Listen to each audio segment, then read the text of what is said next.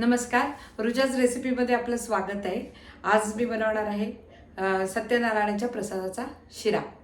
ह्या प्रसादाच्या रेसिपीची मला खूप जणांकडनं कायम विचारणा येते, तू कसा बनवते, तू कसा बनवते, किंवा यामध्ये काय घालते, तू केळ्याचं इसेन्स घालते का, कारण त्यात केळं तर दिसत नाही। तर तो प्रसाद बनवताना एकदम असा म्हणजे त्याची अशी वडी पडते। आता मला ते काही एक्झॅक्टली वर्ड सापडत नाही आहेत, तो असा बरोबर फुगतो आणि त्याची वडी पडते, ना तो पातळ होतो ना तो कच्चट रवा दिसतो। तर तो मी एका वाटीचं बरोबर माप घेतलेलं आहे। एक वाटी म्हणजे मग तुम्ही कुठलीही घ्या, ती जी वाटी घेणार आहात तीच वाटी तुम्ही रव्याला, साखरेला, पाण्याला वापरायची आहे। त्यामुळे अजिबात विसरायचं नाही आहे की एक छोटी वाटी, एक मोठी वाटी, किंवा वाटीसुद्धा आपल्याला कधी कधी वाटतं की नाही हे सेम माप आहे, तर तसं नसतं। ते आकार जरी वेगळा बदलला तरी थोडं बदलतं त्यातलं प्रमाण। तर आपण तो आज माझ्याबरोबर तुम्ही पण बनवा प्रसादाचा शिरा, पिकलेलं केळं घालून केलेला सत्यनारायणाचा प्रसादाचा शिरा। यासाठी आपल्याला इन्ग्रेडियंट लागतात: एक पिकलेलं केळं, एक बाऊल साखर, एक बाऊल रवा, एक बाऊल साजूक तूप, एक बाऊलला थोडं कमी आहे, पाऊण बाऊल घेते मी, कारण नाही तर मग खूप तुपकट होतो, आणि एक बाऊल पाणी। साधारण रवा परतायला घेतल्यानंतर एक 5 मिनिटांनी केळं चिरायचं आहे, बारीक त्याचे तुकडे करायचे, कारण नाहीतर ते काळं पडतं आणि मग शिऱ्यामध्ये, प्रसादाच्या शिऱ्यामध्ये ते काळे काळे दिसतं। आणि पाणी उकळायला, ज्या वेळेला आपण रवा परतायला ठेवू 5 मिनिटांनी, तेव्हाच पाणी उकळायला ठेवायचं आहे। तर आपण आता सुरुवात करतोय प्रसादाच्या शिऱ्याला। सगळ्यात आधी लक्षात ठेवायचे, वितळलेलं तूप घ्यायचं आहे आपल्याला।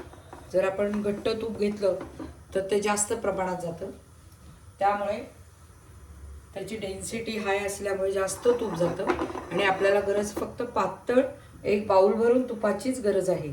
आता हे तूप मी पॅनमध्ये ओततीये पूर्णपणे। त्यानंतर त्यामध्ये मी रवा ओततीये।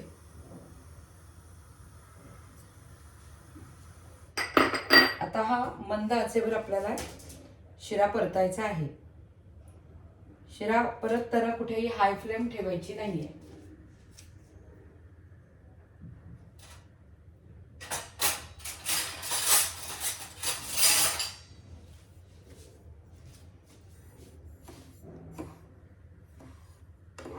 प्रसादाचा शिरा हा संपूर्ण मंद आचेवरच करायचा आहे, कारण हाय फ्लेमवर तो अजिबात चांगला होत नाही।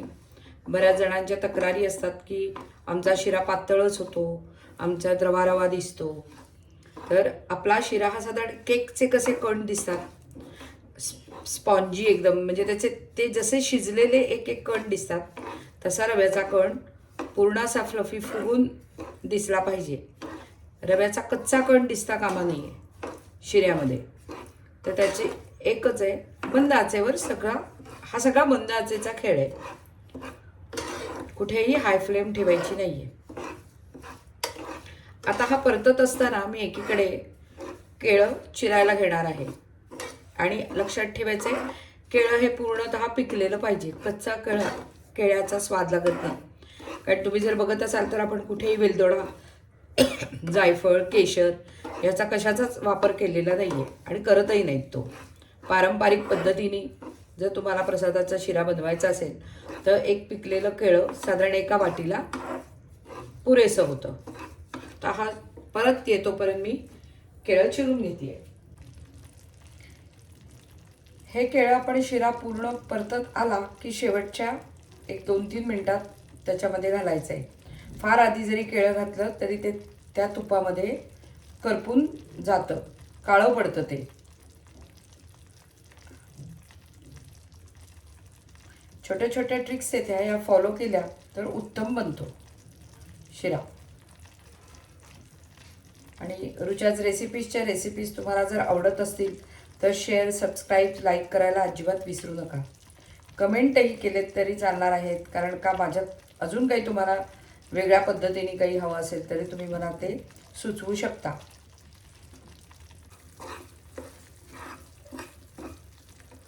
आता मी एका पातेल्यात ते पाणी उकळायला आता ठेवते आहे।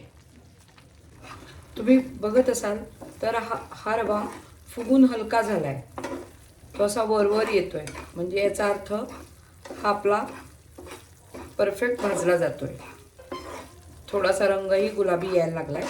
आता ही परफेक्ट वेळ आहे यामध्ये हा बनाना घालण्याची. आता मी हा बनाना यामध्ये घालतेय, परतून घेते त्याच्यामध्ये.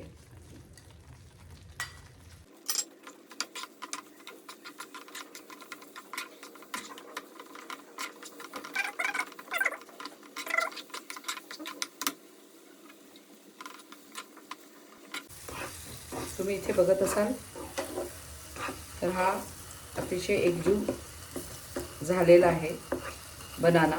शिरा झाल्यानंतर ओळखू पण येत नाही त्यामध्ये बनाना घातलाय का. त्यात केळ्याचा वापर केला आहे, लोकांना ओळखू पण येत नाही.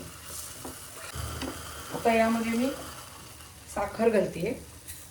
साखर घातल्यानंतर फार वेळ न दमडता लगेचच आपल्याला पाणी घालायचं आहे, कारण यामध्ये नाही तर साखरेचे लम्स होतात. साखरेबरोबर रवा परतला गेला पाहिजे असं काहीच करायचं नाही आहे, कारण मग ती साखर तिथे घट्ट व्हायला लागते आणि मग शिऱ्यामध्ये ते साखरेचे कडक कडक लम्स आपल्या दाताखाली येतात. त्यामुळे ही यात विरघळली जाणार आहे. अतिशय सोपा आहे खरं करायला पद्धत ही. फक्त थोडंसं वेळेचं आपल्याला भान ठेवलं पाहिजे त्यामध्ये.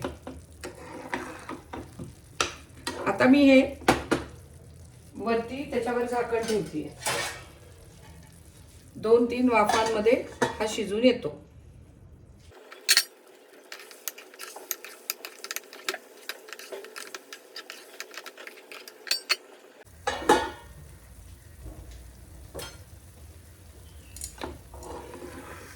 या शिऱ्याचा वास सगळा घरभर सुटलाय. कुठेही हा पातळ राहत नाही. सुरुवातीला जरा असं वाटतं आपल्याला की अरे पातळ होईल का काय. प्रमाण अगदी तेवढंच घ्यायचंय बरोबर. तूप थोडं कमी घ्यायचं आणि हेच विसरायचं नाही की घट्ट तूप घ्यायचं नाही, वितळलेलं तूप, साजूक तूप घ्यायचंय. आणि या शिऱ्यामध्ये तुम्हाला हवे असेल तर तुम्ही ड्रायफ्रूटही घालू शकता. आता बघा तुम्ही त्याला कसा वडीचा हे पडलाय, बरोबर आहे, व्यवस्थित फुललाय. अजून एक वाफ देऊ आपण.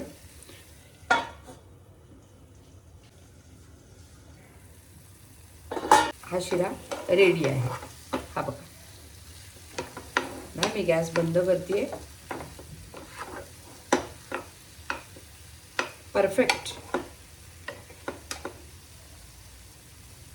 तुम्हाला माझं चॅनल आवडत असेल तर सबस्क्राईब, लाईक आणि बेल आयकन दाबायला अजिबात विसरू नका. धन्यवाद.